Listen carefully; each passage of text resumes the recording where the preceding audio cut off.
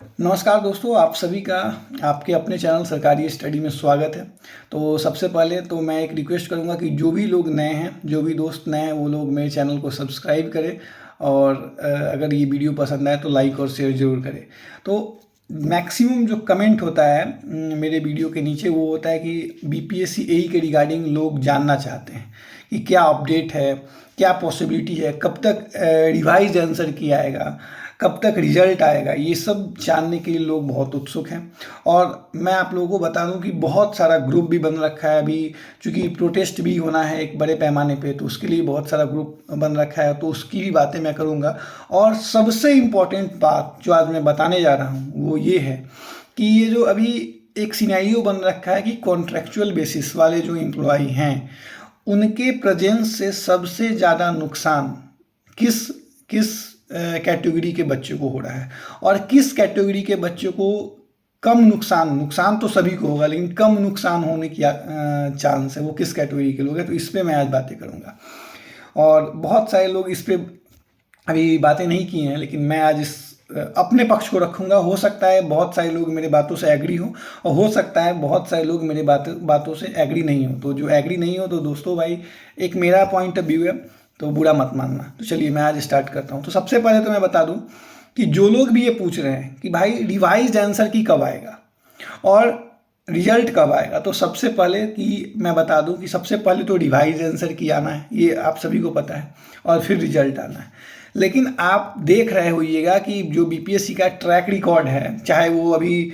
2024 में एग्ज़ाम हुआ है उसका रिजल्ट अभी आया है, पीएचईडी का 2017 में जो एग्ज़ाम हुआ है दोस्तों, वो तो हद पार कर दिया। उसका फाइनल रिजल्ट जो है, रिवाइज्ड रिजल्ट बोलिए या फाइनल रिजल्ट, वो 2025 में आया है, 8 साल बाद। बहुत सारे ऐसे कैंडिडेट हैं, मेरे जान पहचान में भी हैं। एक मेरे दोस्त हैं, उनकी बहन थी, उनका 2017 में उन्होंने एग्ज़ाम दिया, 21 में उनका नहीं हुआ, लेकिन 25 में जब रिवाइज रिजल्ट आया उसमें उनका सिलेक्शन हुआ है दोस्तों। तो आप देख सकते हैं कि ये बीपीएससी यहाँ कुछ भी हो सकता है। तो जो लोग ये उम्मीद लगा के बैठे हैं कि भाई 10 दिन और 15 दिन में रिवाइज आंसर किया जाएगा, मुझे इसका कोई भी संभावना भी नहीं दिख रहा है। और अभी आप सभी को पता होगा कि सरकार जो है वो 71st बीपीएससी जो कंबाइंड एग्ज़ाम है उसको कराने में लगी है। और फिर अभी बहुत सारा प्रोटेस्ट चल रहा है दोस्तों। एक बात बता दूं कि हम सबको लग रहा होगा केवल हम लोग प्रोटेस्ट कर रहे हैं, लेकिन ये हो सकता है कुछ लोगों को बुरा लगेगा, लेकिन सच्चाई यही है कि हम लोग जिस लेवल का प्रोटेस्ट कर रहे हैं ना, उससे बड़े लेवल पे प्रोटेस्ट और बड़े लेवल पे फंडिंग जो है वो कहीं ना कहीं संविदा कर्मी जो है वो कर रहे हैं। आप सभी को पता होगा ना कि अभी बहुत सारे जो अलग अलग डिपार्टमेंट है जिसमें सरकार ने संविदा पे लोगों को भर्ती, लोगों का सिलेक्शन किया था, और जो नौकरी कर रहे थे संविदा पे, वो लोग जो हैं, सभी को पता है कि अभी चुनाव आने वाला है, तो वो लोग अलग प्रोटेस्ट कर रहे हैं कि उनको परमानेंट किया जाए या उनका जो सैलरी है उसको बढ़ाया जाए। तो सरकार अभी बहुत सारी अलग अलग चीज़ों में उलझी हुई है, और जो बीपीएससी आयोग है ये भी उलझा हुआ है। तो इस बीच में बीपीएससी अभी रिवाइज आंसर की निकाल दी, इसका मुझे कोई उम्मीद नहीं लग रहा है। और ये बहुत ज़्यादा चांस बनता है, मुझे तो 95% प्लस चांस लगता है कि रिजल्ट जो है वो चुनाव के बाद आएगा।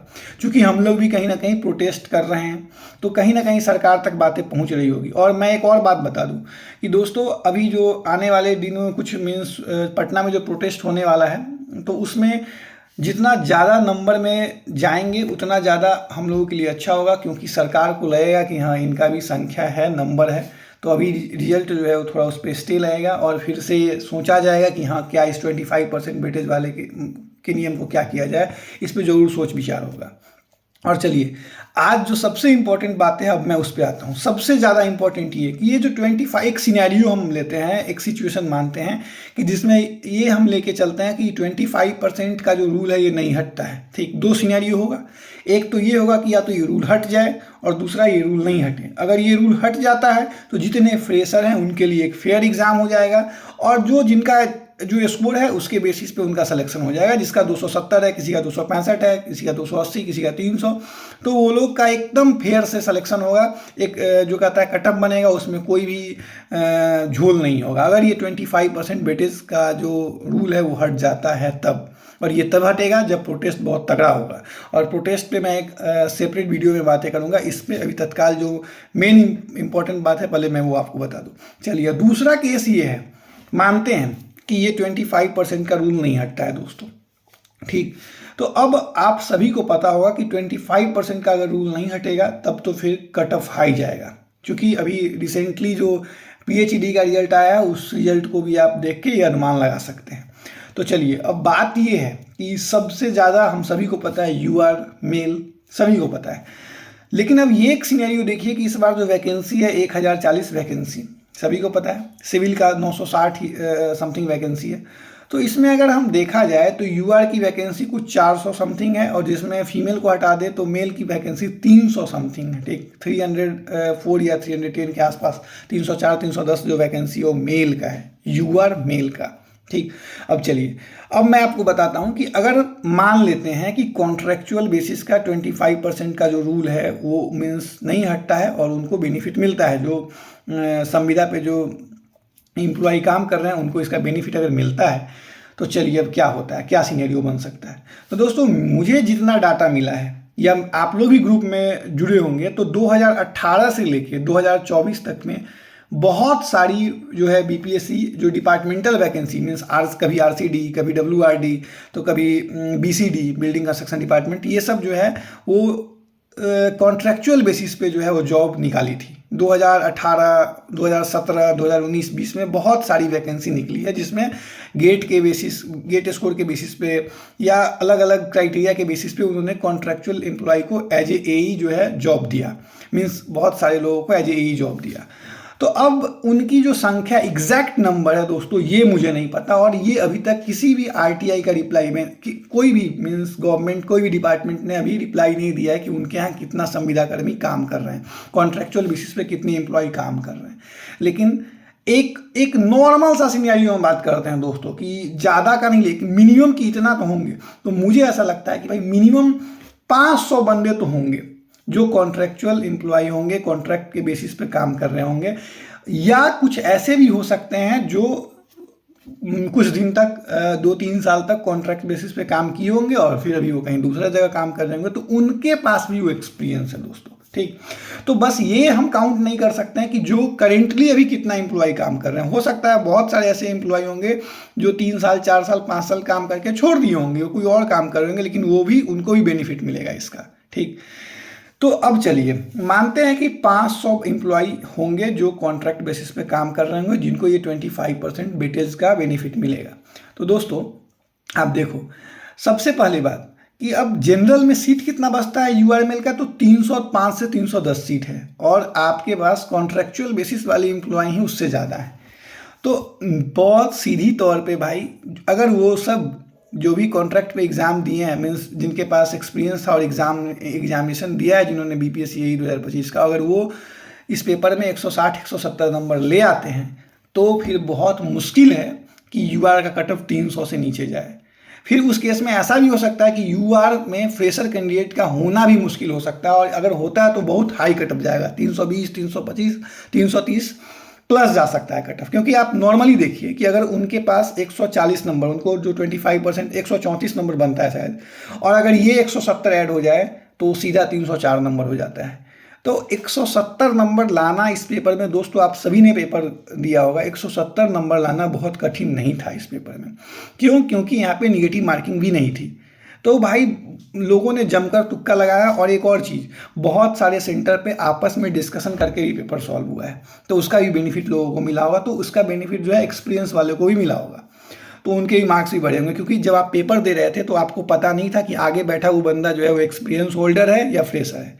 जब हम डिस्कशन करके सॉल्व करते हैं ना, तो ये नहीं पूछते हैं कि भाई तुम फ्रेशर है तो तुम उसको नहीं, कॉन्ट्रैक्ट वाला है या एक्सपीरियंस वाला है तो उसको नहीं बताएंगे। ठीक, तो बेनिफिट वहाँ पर वो ले गए होंगे।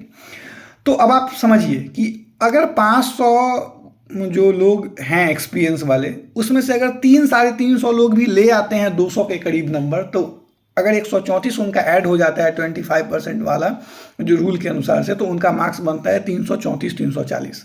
भाई आपके पास सीट कितना है जनरल का? 305-310। तो भाई 500 में अगर 300 बंदा भी ले आया, और जो कि लाना बहुत आसान है, तो भाई कहाँ से फिर होगा जनरल बच्चों का? नहीं हो पाएगा, बहुत कम चांस है। चलिए, तो जनरल के, अगर आप जनरल कैटेगरी से बिलोंग करते हैं और मेल हैं, जैसे कि एग्जांपल के तौर पर मैं अपना बताऊं, और मेरा स्कोर जैसे 255-260 आ रहा है, तो अब तो मुझे लगता है चांस नहीं है भाई।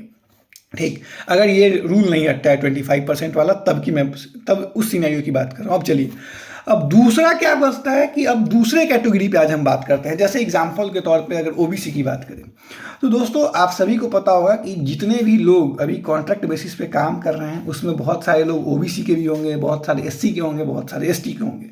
और आज भी जब वो 2025 में फॉर्म भरे होंगे, एग्ज़ाम दिया है एई का, तो उसमें भी उन्होंने वो कैटेगरी अपना ओबीसी या एससी एसटी सेलेक्ट किया होगा।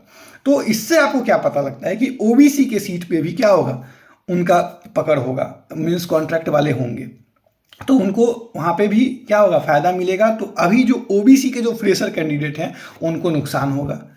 अब उनको नुकसान होता तो उनका भी कट ऑफ क्या होगा, हाई जाएगा। अब डिपेंड करता है कि कितने बच्चे जो हैं कॉन्ट्रैक्ट वाले ओबीसी में हैं, मीन्स ओबीसी के कितने बच्चे जो है उनके पास एक्सपीरियंस है, जो एक्सपीरियंस का बेनिफिट ले रहे हैं। तो अगर हम मानते हैं 500 बच्चे में, एग्जाम्पल के लिए, अब मुझे अभी कोई एग्जैक्ट डेटा नहीं है, लेकिन एक जस्ट एग्जाम्पल लेते हैं कि अगर मान लो 100 बंदे हैं जिनके पास, क्योंकि क्या होता है ना, आप सभी को पता है, मैं जनरल के लिए बात इसलिए ओवरऑल में कर लिया क्योंकि जो भी लोग, आप सभी को पता होगा, कैटेगरी चाहे उनका एससी क्यों ना हो, एसटी क्यों ना हो, ओबीसी क्यों ना हो, अगर वो जनरल के मार्क्स, मीन्स उनको अगर जनरल इतना मार्क्स आता है तो फिर वो क्या होते हैं, जनरल से क्वालिफाई होते हैं। वो किसका सीट खाते हैं, जनरल का सीट खाते हैं। ठीक, और ओबीसी का सीट क्या होता है, वो बच्चे को मिलता है जो ओबीसी से जिनका सिलेक्शन हो रहा है। तो आप इस बात को समझिए कि अब क्या होगा, ओबीसी एससी एसटी ये तो बहुत लंबे टाइम से चला आ रहा है, मीन्स बहुत लंबे टाइम से लोग क्या करते हैं, जब फॉर्म भरते हैं 2015 में भी कोई बच्चा अगर फॉर्म भरा होगा और जॉब लगा होगा तो वहाँ उस टाइम उसका कैटेगरी पूछा होगा कि आप ओबीसी हैं कि एससी हैं एसटी, तो टिक किया होगा। लेकिन इन सब के बीच एक ऐसा कैटेगरी है जिसमें मुझे ऐसा लगता है कि कहाँ थोड़ा सा उम्मीद दिख रहा है कि भाई उतना हाई कट ऑफ कहीं नहीं जाए, वो है ईडब्ल्यूएस दोस्तों। अब मैं एक्सप्लेन करता हूँ कि ऐसा क्यों है। तो चलिए, आप सभी को पता होगा कि ईडब्ल्यूएस जो है वो नया कैटेगरी है। 2020-21 के राउंड लोग इसका बेनिफिट लिए हैं। आप सभी को पता है कि 2019 में जब रेलवे का एग्जाम हुआ था उस टाइम ईडब्ल्यूएस का बेनिफिट नहीं था। तो ये 2020-21 में जो लोग ज्वाइन किए हैं कॉन्ट्रैक्ट बेसिस पे, वो लोग में कुछ लोग होंगे जो ईडब्ल्यूएस का बेनिफिट लिए होंगे, क्योंकि स्टार्टिंग में अब जाके ईडब्ल्यूएस का होड़ मच गया है पिछले 2-3 साल से, 2022-23 से। तो अब ईडब्ल्यूएस में क्या फ़ायदा है, क्या बेनिफिट हो सकता है कि ईडब्ल्यूएस में कॉन्ट्रैक्ट वाले जो लोग हैं, जो कॉन्ट्रैक्ट एम्प्लॉय हैं जिनके पास एक्सपीरियंस हैं, अगर मान लो 500 एम्प्लॉय हैं जिनके पास एक्सपीरियंस है, तो मुझे ऐसा लगता है मुश्किल से 20-25 ही ऐसे होंगे जो ईडब्ल्यूएस कैटेगरी से होंगे दोस्तों। ऐसा मेरा मानना है, हो सकता है कोई फैक्चुअल डाटा मेरे पास नहीं है, लेकिन ऐसा एक अनुमान मैं लगा रहा हूँ क्योंकि ईडब्ल्यूएस नया कैटेगरी बना है इसलिए। तो अभी आप देखा जाए जो 1040 सीट पे जो आई है बीपीएससी 2025 जो एग्ज़ाम हुआ है, उसमें कितना ईडब्ल्यूएस का पोस्ट है। तो अगर मान के चलिए 100 पोस्ट हुआ एग्जाम्पल के तौर पे, तो अब आपके पास क्या बेनिफिट है कि 100 में 25 बंदे ईडब्ल्यूएस के हैं, 25 मान लो 50 बंदे भी होंगे, 50 बंदे अगर एक्सपीरियंस वाले हैं, तो उस 50 के 50 आपके सीट को ईडब्ल्यूएस को फिल नहीं करेंगे, क्योंकि उसमें से हो सकता है उस 50 के पास उनका मार्क्स और जो अभी 25% बेटे से 134 मार्क्स जो उनको एड ऑन हो, वो जनरल के सीट से क्वालिफाई कर जाएँ। तो उस केस में भी ईडब्ल्यूएस का सीट क्या होगा, खाली रहेगा दोस्तों। और ईडब्ल्यूएस का संख्या, मेरा ऐसा मानना है, जरूर कम होगा। ईडब्ल्यूएस से जो अभी एक्सपीरियंस एम्प्लॉय हैं उनका संख्या कम होगा। तो इस कारण से ईडब्ल्यूएस का एक चांस बनता है कि आपका जो कट ऑफ है अभी भी कम जाए। हाँ, ये मैं नहीं कर रहा हूँ कि आपका कट ऑफ बिल्कुल एकदम नॉर्मल, जैसे अगर ये रूल हटा के अगर होता है एग्ज़ाम तो जितना जाता है उतना ही जाएगा, नहीं बढ़ेगा तो सबका कट ऑफ। लेकिन फॉर एग्जांपल अगर ये रूल को हटा दिया जाए और फिर जनरल का कट ऑफ अगर 270 जाता है, मीन्स अगर इस रूल को 25% वेटेज वाले रूल को हटा दिया जाए और जनरल का कट ऑफ तब 270 जाएगा। एग्जाम्पल के तौर पर मैं बताता हूँ, ईडब्ल्यूएस का कट ऑफ अगर 250 जाता है और ओबीसी का कट ऑफ मान लो 260 जाता है, बीसी का कट ऑफ मान लो 255 या 245 जाता है, तो अब ये रूल हटने के बाद की बात कर रहे हैं। लेकिन अगर मान लो ये रूल अभी नहीं हटता है, 25% का बेनिफिट उनको मिलता है, तब जो है ये कट ऑफ जनरल का 270 नहीं 340 हो सकता है, 330 हो सकता है, 325 हो सकता है। तो आप देखो, जो कट ऑफ जाना चाहिए था 270, वो कहाँ जा रहा है, 325 330 हो सकता है कि 350 भी चला जाए।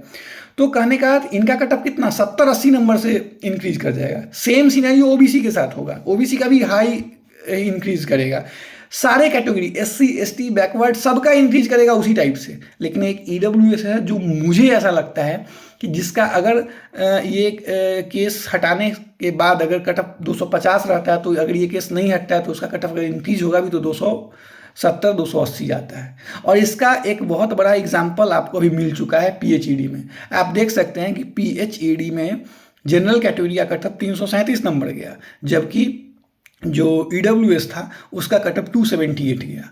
तो अभी भी जो ईडब्ल्यूएस से जो एम्प्लॉय जो भी कैंडिडेट फॉर्म फिलअप किए हैं बीपीएससी 2025 में, तो दोस्तों मेरा ये अनुमान है कि उनके पास एक अपर हैंड है compare to general, compare to OBC, compare to other category student. और ऐसा इसलिए मेरा मानना है दोस्तों, बहुत सारे लोग इससे एग्री करेंगे कि ईडब्ल्यूएस जो है वो नया कैटेगरी है, और ये एक्सपीरियंस वाले बंदे तो 2015 में भी बैठे थे, 2016 में भी बैठे हैं। और दूसरा एक और चीज़ मुझे लग रहा है, एक और चीज़ मेरा मानना, ये मेरा एक सवाल है, उसका जवाब आप लोग दीजिएगा कि ऐसा भी तो हो सकता है ना कि बहुत सारे लोग ईडब्ल्यूएस का इस्तेमाल इसलिए नहीं कर पा रहे होंगे, जैसे जब फॉर एग्जांपल 2022 में वैकेंसी आई एग्जांपल के तौर पे, या सॉरी 2025 में जो वैकेंसी आई है, इस बात को भी समझिएगा, ये मैं बस आप लोगों से पूछ रहा हूँ। 2025 में जो वैकेंसी हुई, जिसके एग्ज़ाम हुआ बीपीएससी एई का 1000 पोस्ट, 1040 पोस्ट के लिए, उसमें जो ईडब्ल्यूएस कैटेगरी था, उस ईडब्ल्यूएस कैटेगरी का कुछ मापदंड होता है। हालांकि इसमें बहुत ज़्यादा धोखाधड़ी होता है, सबको पता है, लेकिन फिर भी जो लोग का जो क्या बोलते हैं एनुअल इनकम 8 लाख से ऊपर है, वो लोग ईडब्ल्यूएस कैटेगरी में नहीं आ सकते हैं। तो दोस्तों अगर वो लोग ईडब्ल्यूएस कैटेगरी में नहीं आएंगे तो फिर ईडब्ल्यूएस का जो सीट है, माने ईडब्ल्यूएस पे जो लोग हैं, वो आप देखो कि जिनके पास एक्सपीरियंस है, जो ऑलरेडी असिस्टेंट इंजीनियर के रूप में काम कर रहे हैं बिहार सरकार में एज ए कॉन्ट्रेक्चुअल बेसिस, उनका भी एनुअल इनकम 8 लाख से ऊपर चला जाएगा, क्योंकि उनकी भी जो तनख्वाह होगी, मुझे ऐसा लगता है कि वो ओवरऑल अगर सीटीसी बने तो 8 लाख से ऊपर जाएगा, और वो जो सैलरी हो बिहार सरकार के नज़र में है। तो फिर भाई वो कैसे ईडब्ल्यूएस में आएंगे, सोचने की बात है। ये मैं बस सोच रहा हूँ, ये एग्जैक्ट मुझे नहीं पता है, आप लोगों से भी पूछ रहा हूँ, आप लोग भी जरा इस बात पे सोचिएगा कि वो ऑलरेडी क्या होगा, उनका सीटीसी 8 लाख से ऊपर है, तो वो तो ईडब्ल्यूएस अगर इस बार फॉर्म भरा भी होगा तो वो ईडब्ल्यूएस से फॉर्म नहीं भरना चाहिए, मीन्स या नहीं भरे होंगे। मेरा ऐसा मानना है कि अगर उनके पास अगर एक्सपीरियंस है, अगर वो जॉब कर रहे हैं पिछले 5 साल से, तो भाई उनका सीटीसी ऑब्वियस सा बात है 8 लाख से ज़्यादा होगा एनुअली, और वो ईडब्ल्यूएस से फॉर्म नहीं भर पाएंगे इस बार। तो इस कारण से भी मुझे लगता है कि ईडब्ल्यूएस को एक ऑलरेडी इधर भी बेनिफिट है। और ये चीज़ फिर ओबीसी एससी एसटी में नहीं है भाई। ओबीसी में तो ऐसा नियम नहीं है कि भाई आपके पास 8 लाख से ऊपर का इनकम है, या एससी में तो ऐसा नियम नहीं है। तो ओबीसी एससी एसटी के जो एक्सपीरियंस वाले कैंडिडेट होंगे वो आज भी बेनिफिट लेंगे, ठीक।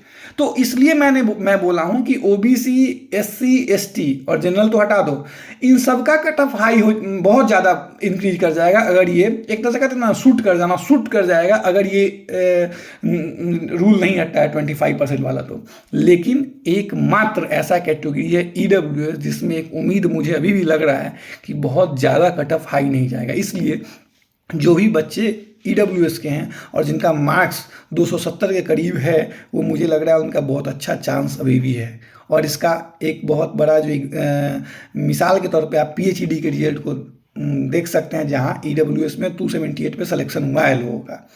तो दोस्तों अगर मेरा बात आपको लग रहा है कि हाँ एक है, मीन्स कहीं ना कहीं ये पॉसिबिलिटी बन सकता है, तो जो ईडब्ल्यूएस से जिन्होंने फॉर्म भरा है वो ज़रूर खुश हो सकते हैं।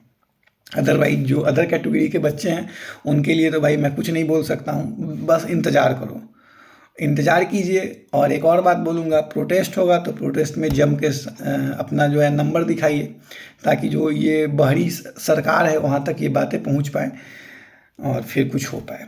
दोस्तों अगर ये मेरा वीडियो आप लोगों को पसंद आया तो आप लोग इसको ज़रूर शेयर करना, जितने भी ग्रुप है उसमें शेयर कर देना, और लाइक ज़रूर करना, और आपके अपने चैनल मेरे चैनल जो भी बोलो सरकारी स्टडी को सब्सक्राइब जरूर करना है। Thank you for watching my video.